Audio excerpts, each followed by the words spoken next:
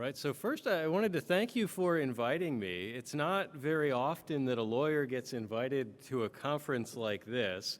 I'm hearing all of these great things about people trying to get things done, people trying to protect space assets and water assets, and usually if you want to get things done, you don't invite a lawyer.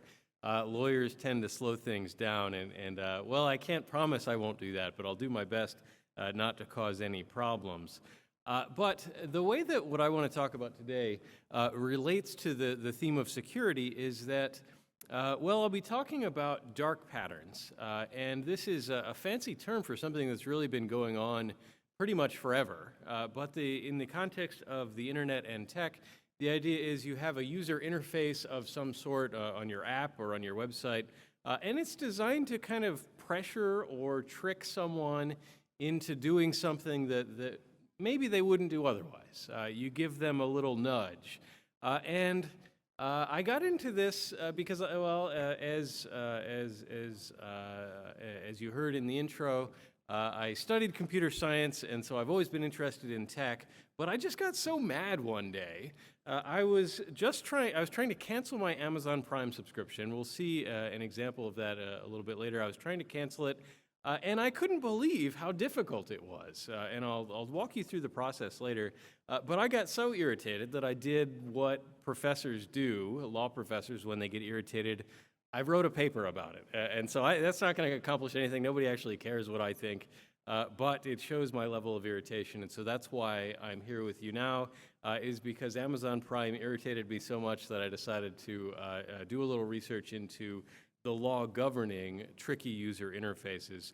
And so you can see up there some of the work I've done, and I'll walk you through it. But before we go too much further, I should get everybody on the same page about the sort of thing that I mean by dark pattern. It's a concept that is in vogue right now, so you've probably heard of it, but I don't want to assume anything. And there are a number of taxonomies, you could call them, naming conventions, whatever you want to call it, of ways to categorize dark patterns. This is my favorite. I've seen some that have like 30 different types of dark patterns. That's too many for me to remember or think about, and so maybe you can make them more specific, but I think this is a pretty good scheme. And so I'll walk you through it quickly to see what I mean. Nagging, we've all seen this. This is the idea where you've got an app, and every time you open it, not just once, but every time you open it, it bothers you about the same old thing. And so it might say, would you like to enable location sharing now? And you're thinking, no, I didn't last time I opened this app, and the answer is still no. I'll let you know if I change my mind, but it asks you every single time, trying to get you to do it. The one that bothers me, I have a slide showing this in just a moment, YouTube Music. It's not Google Music, but YouTube Music. Every time you go, anybody use YouTube Music? It's kind of obscure, but some people use it. Yeah. Every time you go there, it says, well, would you like to start paying? And I say, no, I wouldn't like to start paying this time either. I'm happy not paying, thank you. But it asks me every single time, and this is the nagging dark pattern too. The next one you see there, obstruction. This is the idea of just making things harder than they need to be. And the best example I have of this is in the physical world, actually. I went to cancel my gym membership. I'm not anymore. I was a member of Planet Fitness. They've got a great deal, $10 a month, at least it used to be. But if you go to cancel it, I went to cancel it on the day of automatic renewal. And I called them, and they said, well, you can't do that by phone. You can only cancel your membership by certified mail. I had to write them a letter, certified mail to cancel it. And of course, because it was the day of, well, the renewal happened before I could cancel because I had to do it with registered mail. And sometimes you'll see this in the online world with a company that will make you do something by phone, and then there's one guy that ever answers the phone for 2 hours a day. And same sort of thing, obstruction. Sneaking, you've probably seen this. The best example of this is like a big shipping and handling fee that's not disclosed, but you can also get it. Everybody likes you to have their app. Everybody likes you to have their online login with their portal so they can collect your data and track you across the internet. And The sneaking idea is divulging often important information late in the process. That's probably the most prominent example of sneaking. More extreme examples that you see depicted in this picture, like somebody that automatically by default puts something in your shopping cart. I had this happen once to me at a restaurant of all places. I went in, I ordered on a tablet. I didn't have any human interaction. They made me use this tablet that they had there. I checked out. They made me type in my own credit card into this tablet. And as I was checking out, I realized that along with the burger, they asked me, they said, well, what do you want your extra shot to be? And I said, well, I didn't say anything about an extra shot. You've already got it in my shopping cart, and I just picked what kind of shot you assumed I wanted with my burger. And so I found the way to say minus, no, actually, I don't want a shot with my burger. That sounds wonderful, but I'm trying to get some work done. And so this is sneaking. Interface interference. The best examples of this you see like pre-selected atypical choices.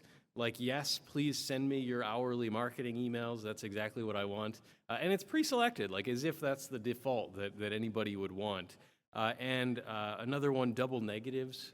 You see these, no thanks, I don't want to opt out of your email list. And you have to like think through it a couple times to figure out what that even means.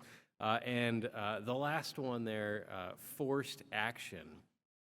The idea here, you don't see this as often, but those of you who are Windows users see it pretty regularly.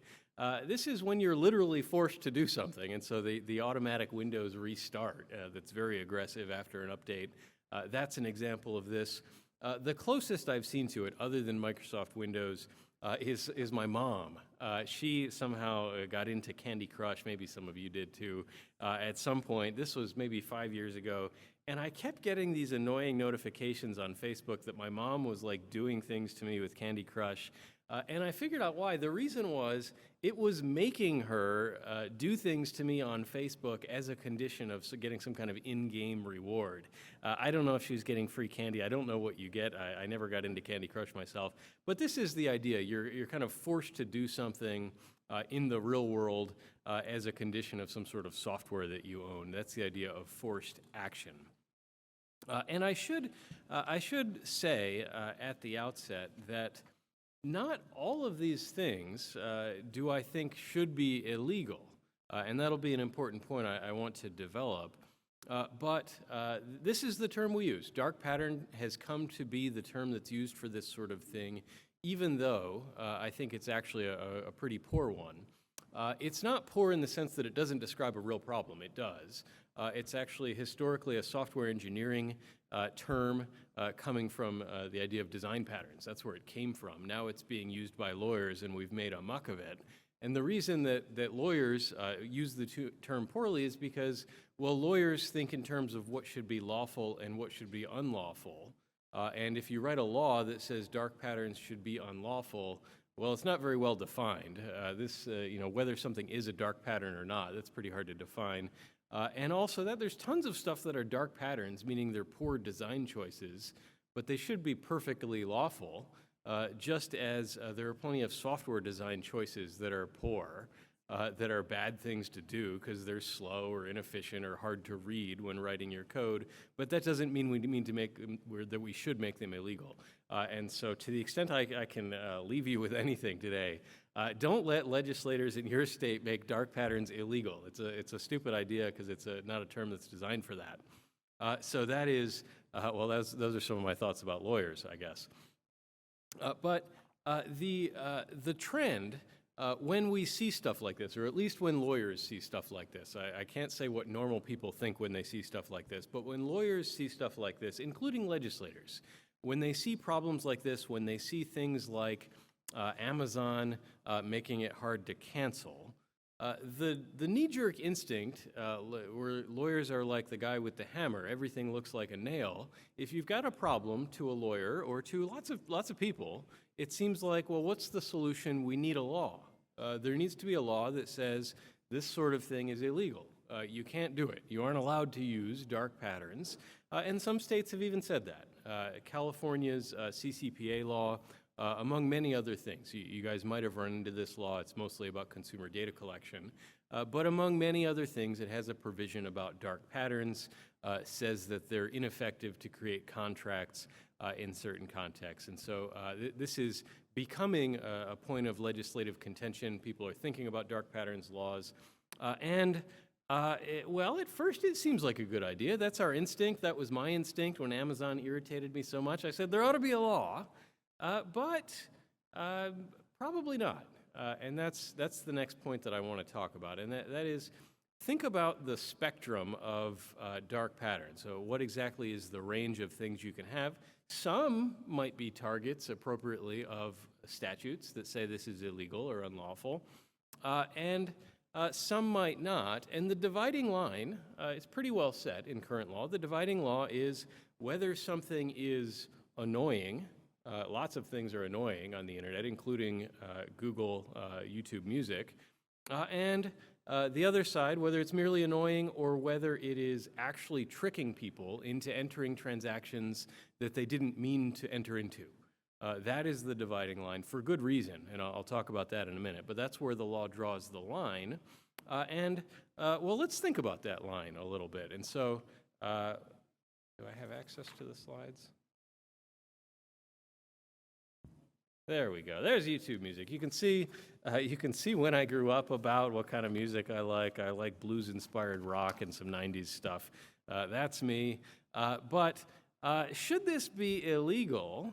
Well, no, I wouldn't say so. This is pretty obvious what's going on here. YouTube Music is saying, hey, would you like to start a 1-month trial? I might not feel like clicking no thanks every time I load this up, but I'm willing to, and I do, and I'm not getting confused. I'm not being tricked. I'm not being lied to in any way. And so I would propose that this is the sort of example that should not be regulated. This should be perfectly fine. At the other end of the spectrum, I actually didn't even make a slide for it because you can imagine this yourself. There was a case maybe 3 years ago. There was this company, I forget the name of it, but they were running a website that had the U.S. Army star on it. It had pictures of fancy-looking Marines with swords over their shoulders, looking, like the few and the proud. I forget what their slogan is now. That's what it was when I was a kid. Looking like everything like a military recruitment website. They had a website that was like armyenlist.com or something like that. Seemed very legit. You give them your information, you get a call from their recruiter, well, you talk to him, he poses as a military recruiter, and then it turns out he persuades you to go to military college rather than enlist directly, a private military college. And why is he doing this? Because he's not actually affiliated with the U.S. Army at all.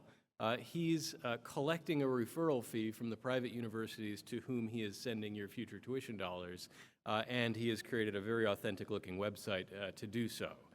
Now that is a dark pattern of a very different sort. We call that fraud. That's what that is that's illegal. You're not allowed to lie to people to take their money. And so that is the sort of dark pattern that should be and is, in fact, unlawful. And then we get then the intermediate examples, and I'll take you through my Amazon Prime cancellation. I think this is a close call. I think this should be unlawful, but I'll let you guys take it up as your own kind of thinking exercise also. So here's me. I canceled my Amazon Prime. I was tired of paying for it, and I felt like I wasn't getting any benefits anymore. I canceled it once, and then I thought, wow, that was really tricky. I wish I had some pictures of that. And so I texted my sister-in-law and said, hey, can I cancel your Amazon Prime so I can take some pictures? And she said, okay. So that's what you have here is me canceling my sister-in-law's Amazon Prime. And you dig through the user interface, and eventually, you have to go to the account settings and then try some more. Eventually, you'll find the place where you can kick this whole process off. By the time you've gotten there, you're pretty sure you want to cancel, but you click the button. Sorry, I know the print is small. This is the best I can do, but you might not be able to read it, so I'll tell you what it says. The button on one side, it says, remind me later. As if, you just dug through the interface and you clicked the button that said cancel, you felt like you were getting it done. But now, remind me later. The middle button says continue to cancel, and then the right button says keep my benefits. And as you can see above it, it tells you, well, you've used your benefits 185 times. Are you sure you really want to cancel? That's the idea on this screen. You hit, if you persist, and I did, you persist and you hit the middle button that says continue to cancel. It gives you another screen. Well, it says, are you sure the problem really isn't that you'd like to do monthly payments instead? And it gives you the same set of options again, all three, the same buttons. Remind me later, continue to cancel, or keep my membership. You get these three options. You persist again, so now you've done 2 clicks. You click again, and you get a screen that says, well, it looks like it says something different. It has a different layout. It's vertical instead of horizontal. But if you actually read those, I know you probably can't, but if you actually read them, it's the same options again. It's now saying, remind me later, keep my membership. You've got a new option, pause my membership, or end my membership. I'm guessing, I don't know why, I'm guessing they pause it so that they can keep your credit card information on file, something like that. There's probably some lawyer reason that they did it this way. I don't know what it is. But this is now the third screen you've been asked the same question after having dug through an interface to find this in the first place. And then this was the real kicker to me. This is what made me angry enough that I went back to do it again and take pictures. So now you've hit continue to cancel 2 times in the middle option. You hit it again. You hit continue to cancel one more time on this screen. It brings up, I didn't take a picture of it, I'm sorry. It brings up another screen that looks like this one. But now the middle button, instead of being continue to cancel, the middle button now is continue my membership, which restarts your membership that you just canceled. That is what Amazon was doing, let's see, 2022 is when I think I canceled that. What do you guys think? That's pretty tricky. I was irritated. Irritation isn't a marker of what should be or is unlawful, but I was very irritated. What makes me think that this both should be and is unlawful is that I think you could have hit that next middle button by accident. I think I could have accidentally restarted my membership having thought that I canceled it, and I wouldn't have figured it out until I got my next credit card statement. That's what, to me, makes this unlawful. Not all the annoyance. I was filled with rage by the time I got to the end of this, but I think the trickiness of the fact that you might have clicked that button. There was a lawsuit by the FTC about this. So the FTC sued Amazon, and it ended up producing a $2.5 billion settlement. And so this became big money for Amazon. They got sued and essentially lost. They did not want to, they didn't want to continue that litigation. They assumed they were going to lose. They must have thought they were going to lose if they were willing to give $2.5 billion to settle it. And so you don't have to pay a lawyer $2.5 billion to litigate a case, even if you get the fanciest lawyer there ever was. And so that means they thought they had a bad case. And so this is the Amazon example, and I put it out there. Again, this isn't the armyenlist.com site. This is an example that, arguably is close to the line. And so I want to give you an idea of where that line is. Some of you out there will be developing user interfaces someday and trying to make sure you keep it all on the up and up. Where the line actually is drawn under current law is that intent doesn't matter. It doesn't matter whether you're trying to trick people or not. All that matters is whether a significant number of reasonable consumers would be deceived by what you've done with your user interface, or the same is true of advertising, the tiny print you see on TV, things like that. The idea is, we don't care if you're trying to trick people, but if you deceived reasonable consumers, a reasonable number of reasonable consumers, talk about lawyer wiggle words, but if you deceive a reasonable number of reasonable consumers, you are on the unlawful side of the rule. That's what the FTC says now, and that's what the FTC has said for about 90 years now. This is not something new. And that transitions us to the next point that I want to make, and that is about the timelessness of the law in this area. I can't really stress this enough when I talk to lawmakers, is the question always is, well, what do we need to do about AI? And my answer, counterintuitive, it kind of blows their minds. I say, probably not much. At least that's what we should do, is probably not much. And the reason is, think about this. Think about the law of murder. The law of murder, it's pretty old, I'll tell you that. People have mostly thought that you shouldn't kill people for as long as there have been people getting together. They've thought that that's a bad thing. And same for taking other people's stuff. If you interact with kids, you see that pretty early on, kids know about mine and thine, and they know that if you take something from them, you shouldn't have done that, and they get very unhappy about it. And the law has said the same thing about both like literally taking things out of people's hands and lying to them to get them to give it to you voluntarily. Both have been unlawful forever. And that's basically what the rule should be here too. We don't need a fancy rule that says you need size X font and pictures of Y contrast. That would be silly. I'm sure someone has done it, trying to be very specific. But we already have a law of fraud. We already have a law of false advertising and unfair and deceptive trade practices. All of these are already on the books. And so if we write special laws about AI technology, all we're doing is making it doubly illegal. And the problem with making it doubly illegal is, well, the second layer of illegality gets out of date.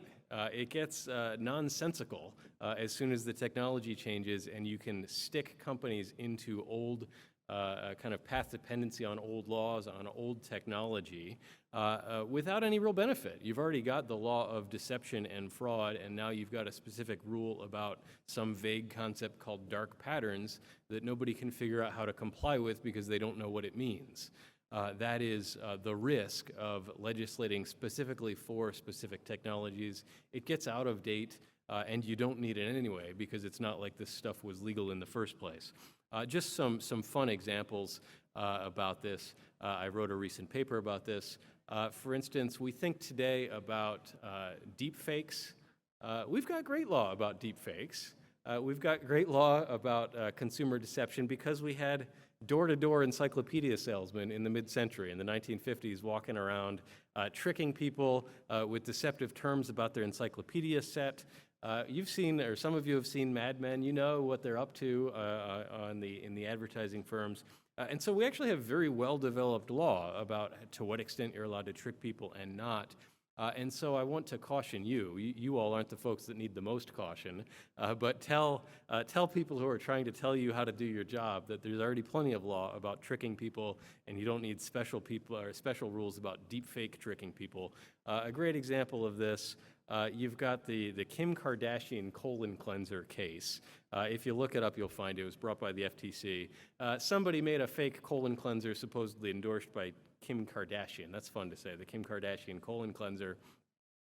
We don't need a special rule about that. We have all kinds of things that say you can't lie to people using Kim Kardashian's likeness or otherwise. And so be careful about new statutes, even though it feels like this is so new.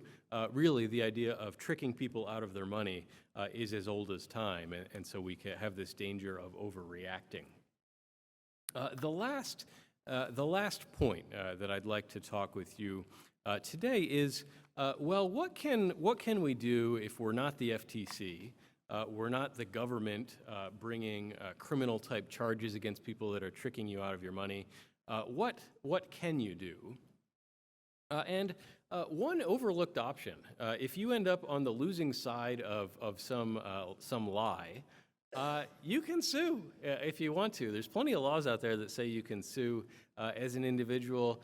You can even get treble damages. If somebody uses a deceiving user interface, somebody uses deceiving language in an ad or something, you can sue them in small claims court. You'll be the most annoying customer they ever had, and you might even get your money. It's not that hard to sue in small claims court.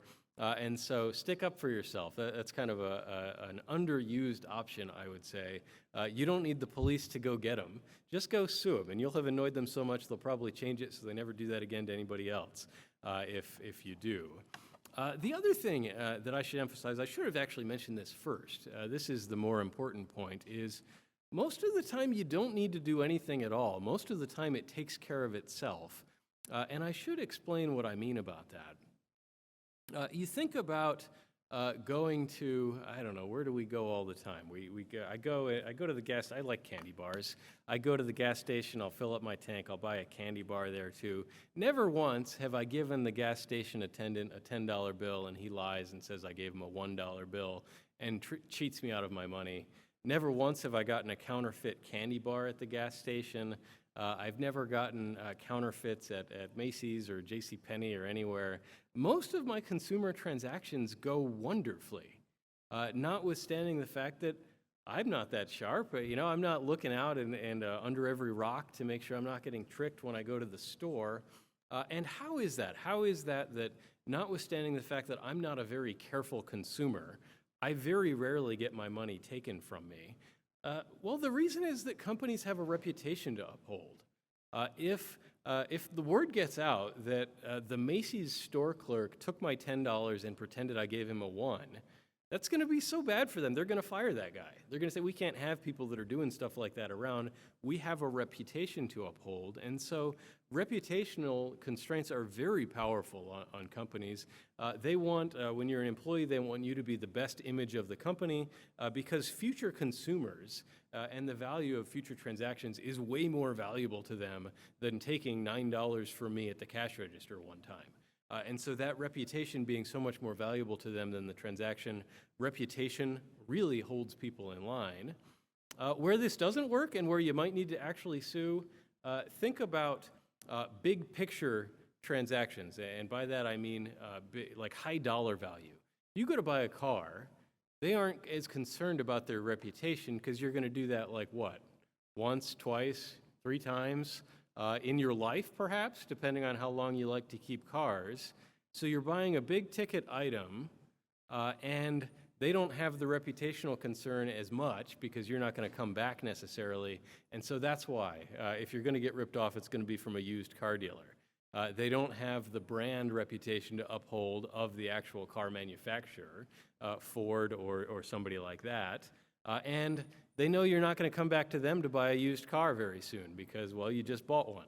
And so those are the big ticket items are one area where you really need to worry about consumer fraud and where, for that reason, sometimes special laws can be useful. The other one is if you're dealing with entities that are out of your jurisdiction or that are intentionally defrauding you. And so out of jurisdiction, overseas fraud, a lot of it from Russia and from China, to be honest. Because, well, do you know how hard it is to sue somebody in Russia? It's really hard. You can do it, but I'll tell you, if you come to me and ask me to sue somebody in Russia for you, it better be like $1 billion at stake, or else I'm going to say no, because that's really inconvenient. And so these are the areas where federal enforcement, the FTC or state attorneys general are useful. Big ticket items or outright fraudsters who are operating outside of the jurisdiction, whereas more run-of-the-mill transactions and stuff where you can look out for your own interest and the reputation can, those are the areas where we don't need federal enforcement and definitely don't need lawmaking. The last point I want to leave you with is I know I'm talking with some people who are actually involved. You might actually make the Amazon app be nicer to me someday. And so I want to talk a bit about this. As you're either designing interfaces or overseeing the design of them, remember to get the whole team of stakeholders involved, and I mean people who are actually looking out for the company's bottom line.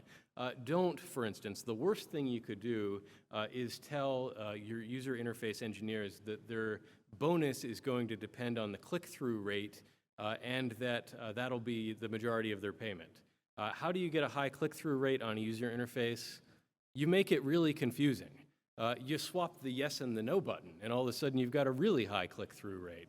And so if you are overseeing user interface design and you want to avoid these sorts of dark patterns, make sure that you're getting your engineers on board with the mission of the whole company and aren't churning out terrible to use but high click-through rate interfaces. I want to now see if you guys have any questions that I can help with. Again, I'm a lawyer rather than a tech guy mostly, but I want to help you however I can. Thank you, Greg. So questions again, we have 10 minutes for Q&A, so come forward with your Q&A, please. Let's see who's volunteering. Somebody must be annoyed by something. Brian is coming, that's good. I like to go use services like Google News that show me really cool titled articles. And sometimes when I click on them, they're either paywalled or my ad blocker says I can't visit this website because I'm blocking all the ads and they refuse to show me the content. Do I have any protections in that? So no protections. There's technology you can use that might help, but you don't have a right unless it was somehow characterized as if we're providing you full article access and then they don't or something like that. But if it's just annoying, annoying is not tricky. But some ideas. I installed the what is it called, the visual aid tool on my Google Chrome, and the tools for the visually impaired are not very good at showing ads, which is handy because then you can use them to avoid ads. And then the other thing I'd say is if you look at some of the Internet Archive sites, often you can get like Slate articles that way. Nice. So yes, you can sometimes get them. Okay, cool. I like it. I wish we had a lawsuit. There ought to be a law. Any other questions? What do you see in terms of the trends? Do you see more lawsuits on this type of, as we look at? Yeah, so this is actually a really hot area with the FTC. The FTC is the governmental agency that is responsible for consumer protection. And so this sort of dark pattern stuff is very much on their radar. They are intentionally going after people that do this stuff. The problem is there are like 200 attorneys at the FTC, and they can bring a few hundred cases a year. And it would be impossibly expensive for the government to bring a lawsuit every time somebody designed a tricky interface. Kind of like the same problem you have policing street crime. Policing internet street crime produces the same kind of cost problems. And so even though it's a major area of focus, you still get lots of it out there. Hello, Leah Schmidt from Dakota State University. You mentioned that for some of those like smaller type transactions, you could sue in small claims courts. Yeah. Is that something that is like practical for a lot of people? How much like time, money, effort would they have to spend going through that process? Yeah, so it's very practical for claims in the right dollar range. And so if it's a $5 claim, maybe if you're angry enough and you're getting like a lot of your satisfaction from like punishing them, then it's going to work. To actually go through it, it's going to cost something like $50 to file your documents. You'll have to show up to a hearing with a judge and submit like a paragraph or so explaining what happened to you. And so it's not that big of a time commitment. But if you were actually to pay a lawyer to do it, it would cost a few hundred or a few $1,000s, and so you'd need that much at stake if you wanted to hire a professional to handle it for you. Thank you. Yeah, you should try it. It's fun. Why don't you proceed? Hi, Sophia Brown, Indiana State University. Yeah. I was just wondering about your opinion on like the Face ID and like age verification of certain websites. Yeah, so this is, now I'm going to do a disclaimer. I told you I like law stuff, and then you asked me like really hard constitutional law questions. And so the problem or the potential problem with these is that by so restricting websites, and so I'm not sure what the law in North Dakota is, but Nebraska was one of the first in the nation to have a age verification requirement for porn websites. And the idea is you're restricting free speech by limiting the people who can access this website, kind of because maybe your restriction will go above and beyond the intended restriction and kind of restrict even people who are of lawful age. And so it's actually a First Amendment argument. It'll probably go to the Supreme Court, assuming that's the sort of case you're thinking of, because there was a case decided when I was a kid in the early 2000s or late 90s that said you can't have things like this. But part of the rationale was that age verification is really hard. and we're maybe getting better at it now. You can tell I'm not a kid anymore if you look at my face with an age algorithm, and so because we're getting better at it, maybe now the law would permit it. Is kind of where the questions are, at least. Thank you. Jogman, Dakota State University. Basically, a quick question I have is there any link that you notice between the more like frivolous versions of these laws that you mentioned and like turning into barriers to entry that like cause like a business not to like start or be Yeah. late? Is there any link between that, or are there any other unintended side effects? Like I know you said some of like age like milk. It's like, oh yeah, this many pixels or whatever, but if it's a technology change, Yeah. it's like what other like instances of like unintended side effects of these laws that were maybe intended to be good, but then like what would that look like? Or So the like best- dangers being frivolous. The best example I have of it, and I really love this question because it gets me riled up, and so that means I like it. But the best example I have is there's a law in the European Union called the GDPR. I won't try to flesh out the acronym because I might forget it. But GDPR, and California enacted a similar one called the CCPA, and their consumer data privacy laws that restrict how companies collect and use data. They give you kind of data privacy rights, they call them. And this sounds great. As the angry Amazon consumer, I love this. This is a terrific law, but there has been some empirical study of the effects on that law on app development, on the App Store platforms, and there has been a demonstrable correlation, reduction of new app development, and the timing of the enactment of GDPR in Europe. And the theorized explanation for this is that if there are more restrictions on collecting data, that's how everybody makes money to give out the free apps. If there are more restrictions on collecting data, entrepreneurs are less interested in starting up new companies that are premised on these free-to-use models, and so that's the most concerning trade-off I'm aware of right now. I'm sure there are many others, though. Okay, thank you. With that, let's give a big hand to Dr. Greg for his time.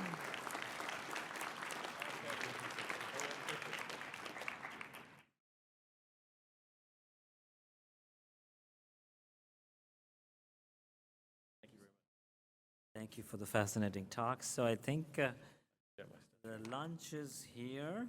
A couple of announcements. So the lunch is here, and then we have entertainment probably coming from UND Music Choir Group shortly.